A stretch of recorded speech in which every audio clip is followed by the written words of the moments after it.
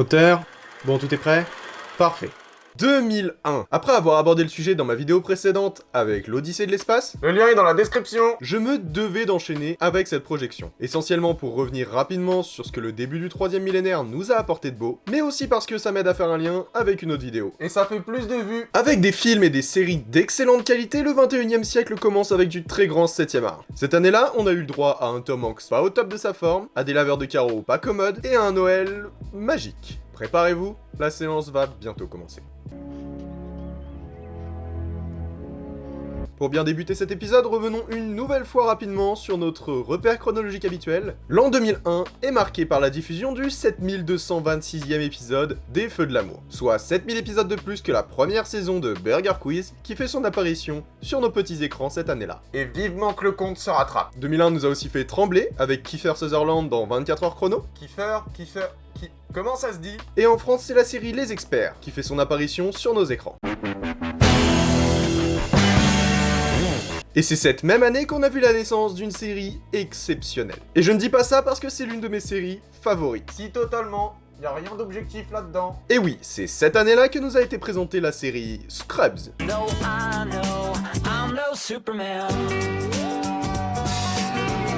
Renommée To Bib or Not To Bib dans certains pays francophones, Et j'adore ce nom. Scrubs raconte les mésaventures de JD, jeune médecin interne incarné par Zach Braff, qui va devoir apprendre les aléas du métier et des leçons de vie au passage. Avec un mentor colérique et des collègues qui ne brillent pas par leur génie, Pour des médecins, c'est dommage. la sitcom vivra des hauts et des bas pendant plusieurs années jusqu'à un premier arrêt à la fin de la saison 8, avec la plus belle scène de finale de série que j'ai jamais vue de ma vie. Et pourtant, j'en ai vu des trucs. Elle fera son comeback quelques années plus tard avec une 9ème saison, qui devait à l'origine être une série spin-off, celle-ci ne faisant pas l'unanimité auprès des fans tant elle est médiocre. C'était vraiment nul à ch...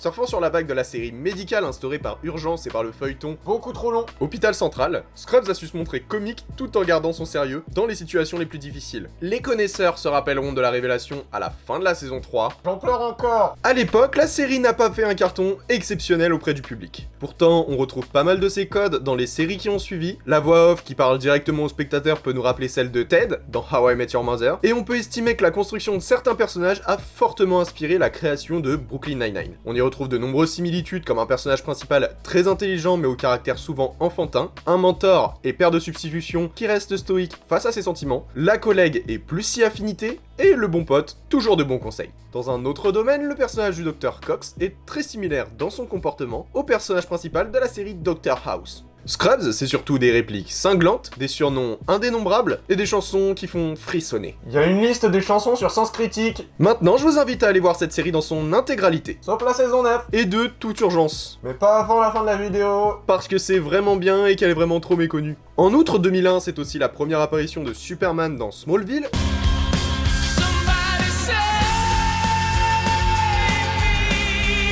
Les débuts des aventures de la famille Kyle dans Ma famille d'abord.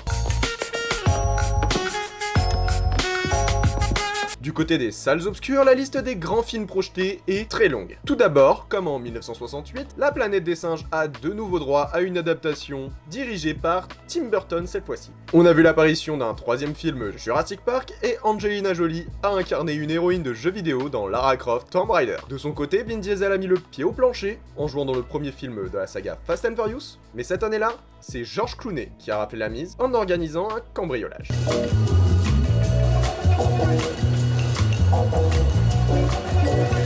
Ocean's 11 est le premier film de la trilogie Oceans. Sans compter le spin-off Ocean's 8. Le film est à l'origine un remake d'un autre long métrage sorti en 1960, nommé L'inconnu de Las Vegas, par Lewis Milestone. À l'époque, on y suivait Frank Sinatra, Oui, celui-là même. en Danny Ocean et ses camarades vétérans de la Seconde Guerre mondiale, organisant le braquage de 5 des plus grands casinos de la ville. 40 ans plus tard, le rôle de Danny Ocean est remis à George Clooney, qui va s'entourer de plusieurs têtes d'affiche comme Brad Pitt, Matt Damon ou Julia Roberts, Le meilleur casting de tous les temps. pour créer un groupe et vider le coffre-fort des 3 plus gros casinos de Las Vegas. Au début des années 1990, on a vu une vague de films mettant en avant des escrocs et des voleurs, notamment dans les films de Quentin Tarantino et Martin Scorsese. On reste dans le domaine du casino. Mais au commencement du nouveau siècle, ce genre de film s'est raréfié, le public préférant un autre type de divertissement. Jusqu'à la sortie de prison de Danny Ocean. Le film de Steven Soderbergh vient réinventer le genre du braquage. Il est rapidement devenu une inspiration et un tremplin pour l'arrivée de nombreux films, et des années après, ce genre continue à s'étendre et à plaire. En effet, la trilogie Ocean a préparé le public à l'arrivée de beaucoup d'œuvres, parmi lesquelles on peut citer les 2 films insaisissables, le Casse de Central Park, Baby Driver, ainsi que le 5e volet de la saga Fast and Furious. Et côté série, c'est la Casa de Papel qui montre d'étranges similitudes. L'univers Marvel a aussi profité de ce film pour s'essayer à l'organisation d'un braquage dans Ant-Man. Un mouvement du genre qui ne semble pas prêt de s'arrêter, tant il plaît au public même des années après. D'ailleurs, grâce à l'impact qu'ils ont eu, les films Ocean ont intégré la liste restreinte des trilogies iconiques du cinéma. L'année 2001 est une année mémorable pour l'histoire de la cérémonie des Oscars, puisque c'est Denzel Washington pour Training Day et Halle Berry pour À l'ombre de la haine, qui sont devenus les premiers acteurs noirs à être récompensés en tant que meilleur acteur et meilleure actrice. Pour des prestations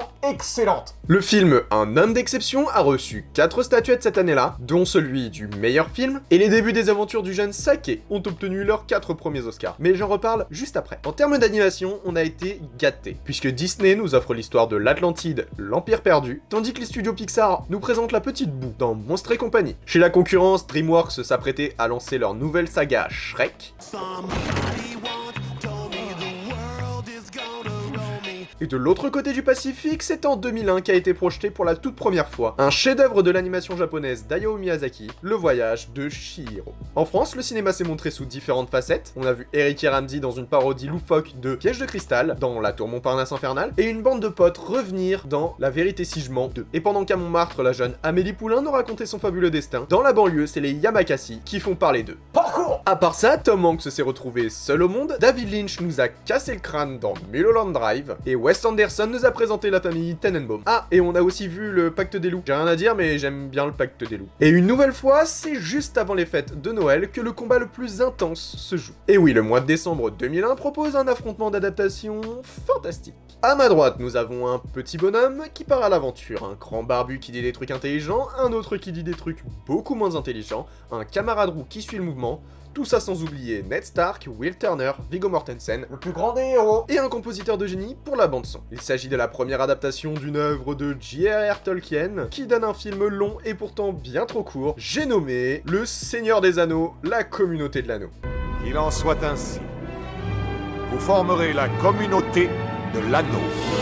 Quant à ma gauche, nous avons un petit bonhomme qui part à l'aventure, un grand barbu qui dit des trucs intelligents, un autre qui dit des trucs beaucoup moins intelligents, et un camarade roux qui suit le mouvement. Sans oublier le War Doctor, la meilleure prof de magie, Emma Watson, J'adore Emma Watson. et un compositeur de génie pour la bande-son. J'ai un peu l'impression de me répéter. La première adaptation d'une œuvre de J.K. Rowling, le dénommé Harry Potter à l'école des sorciers.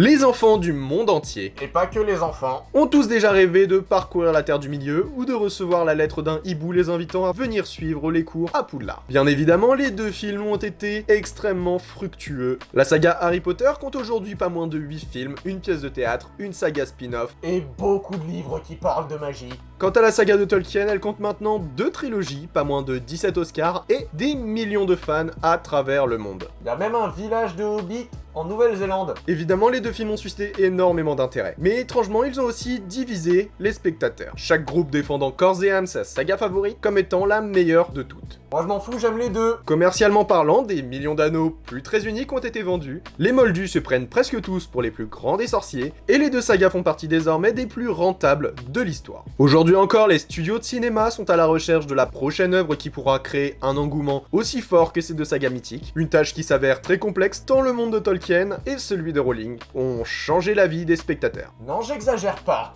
Et vous, c'est lequel votre préféré? Plutôt Harry ou plutôt Frodon? Le meilleur c'est Sam. Allez vous embrouiller à ce sujet en commentaire. Pensez à vous abonner et dites-moi de quelle année je pourrais vous parler dans une prochaine vidéo. On n'oublie surtout pas le pouce bleu, ça fait plaisir. Et ça aide toujours au référencement. Et voilà, c'est déjà la fin de la séance, j'espère que cette projection vous aura plu. Je vous invite à bien vouloir relever vos sièges et ramasser vos paquets de popcorn. Je vous dis à la prochaine pour la découverte d'une nouvelle année avec le projectionniste.